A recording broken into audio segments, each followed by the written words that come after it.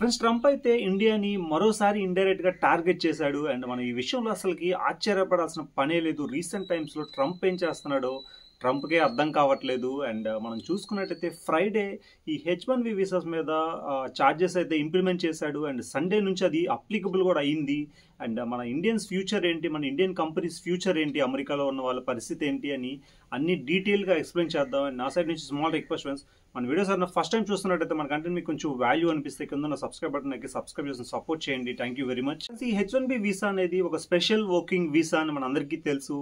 And yearly మనకి 85,000 slots అయితే అవైలబుల్లో ఉంటాయి. ఎవరైతే యుఎస్లో వర్క్ చేయడానికి ఇంట్రెస్ట్గా చూపిస్తారో వాళ్ళకైతే మనకి స్లాట్స్ రూపంలో ఈ H1Bకి అయితే అప్లై చేసుకోవడానికి ఛాన్స్ ఇస్తారు యుఎస్సిఎస్ఏ వాళ్ళు. అండ్ ప్రజెంట్ అయితే ట్రంప్ ఈ H1B వీసాస్ మీద $100K ఛార్జెస్ అయితే ఇంప్లిమెంట్ చేయడం జరిగింది. అండ్ లాస్ట్ ఫ్రైడే దీన్ని ఇంప్లిమెంట్ చేశారు.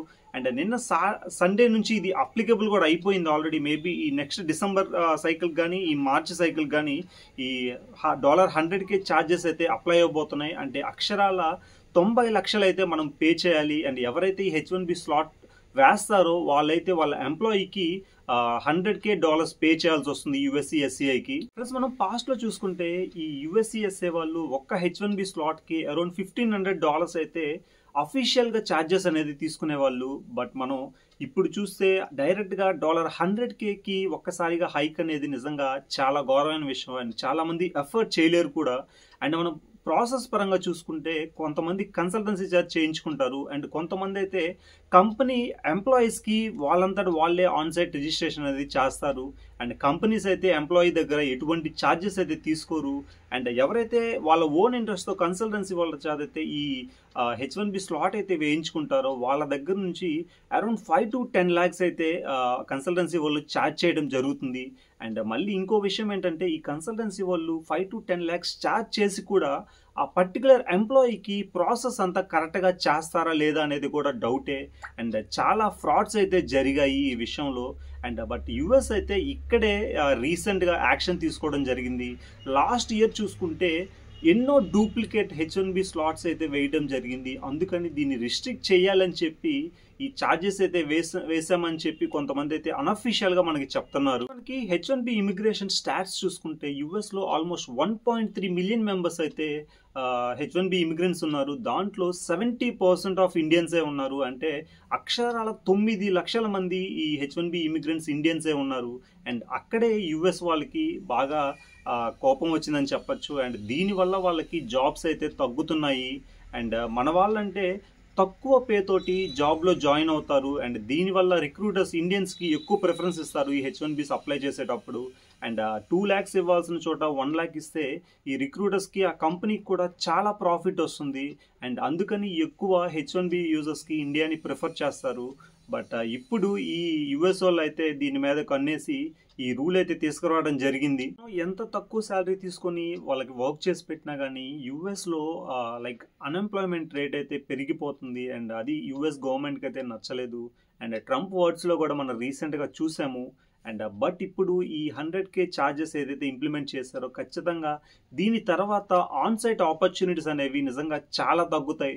అండ్ మనం ఈ పదం అనేది మోస్ట్లీ మర్చిపోయినా ఆశ్చర్యపడాల్సిన పని లేదు. బట్ రేర్గా ఎక్కడో ఇక్కడ మోస్ట్లీ ఇంపార్టెంట్ అని తప్పించే కానీ ఎవరు ఆన్ సైట్ ఆపర్చునిటీ ఇవ్వరు అని నేనైతే అనుకుంటున్నాను. నెక్స్ట్ ఏంటి అంటే ఆల్రెడీ ఇప్పుడు H1B వీసాస్ ఎవరైతే హోల్డ్ చేస్తున్నారో యుఎస్లో వర్క్ చేస్తూ వాళ్ళకి ఎటువంటి ప్రాబ్లం అయితే లేదు. అండ్ వాళ్ళు నెక్స్ట్ 3 years తర్వాత రెన్యువల్కి వెళ్ళినా కానీ వాళ్ళకి ఎటువంటి సమస్య ఉండదని యుఎస్ గవర్నమెంట్ అయితే అఫీషియల్గా అనౌన్స్ చేసింది.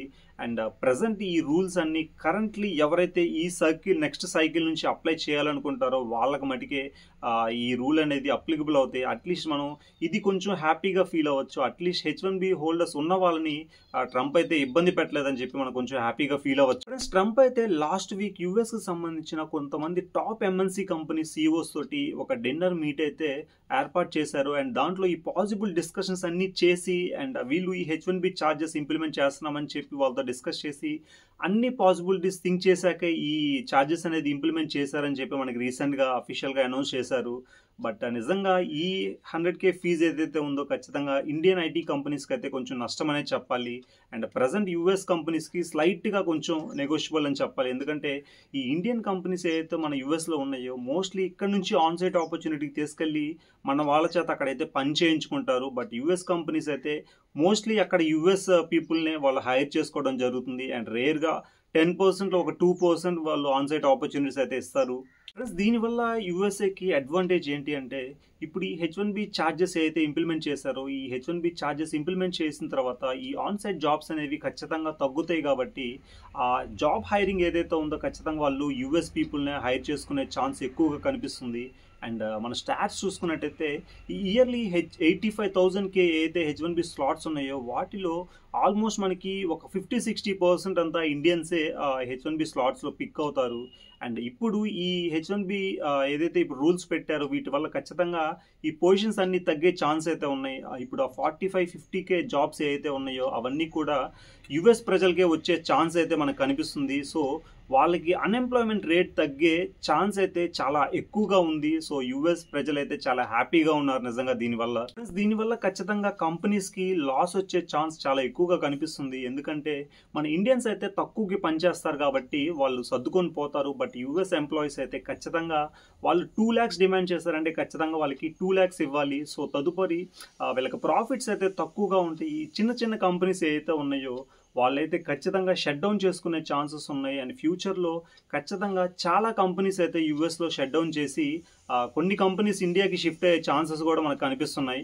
మనం చూసుకుంటే మన ఇండియాలో కూడా నిజంగా చాలా అడ్వాంటేజెస్ ఉన్నాయి. అండ్ ఇప్పుడు ఈ H1B ఏదైతే ఛార్జెస్ ఇంప్లిమెంట్ చేశారో వీటి వల్ల యుఎస్లో మోస్ట్ ఆఫ్ ద కంపెనీస్ ఏదైతే ఉన్నాయో వాళ్ళ రిక్వైర్మెంట్ శాలరీ అనేది ఫుల్ఫిల్ చేయకపోవడం వల్ల ఖచ్చితంగా వాళ్ళు ఆ కంపెనీస్ అనేవి ఇండియాలో పెట్టడం జరుగుతుంది. లేకపోతే ఈ ఆఫ్ షోర్ ఆపర్చునిటీస్ ఏవైతే ఉన్నాయో ఖచ్చితంగా రిక్రూట్మెంట్ అనేది ఇండియా నుంచి హైర్ చేసుకుంటారు ఆఫ్ షోర్ రూపంలో.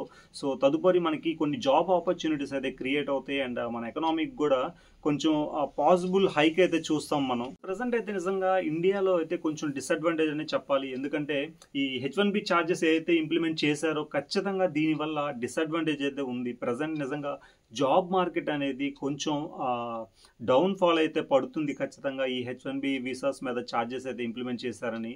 అండ్ మనం చూసుకుంటే ఒక్కసారిగా ఇంతమందికి జాబ్ రిక్వైర్మెంట్ అనేది దక్కాలంటే కొంచెం ఇంపాసిబుల్ థింగ్ అనే చెప్పచ్చు.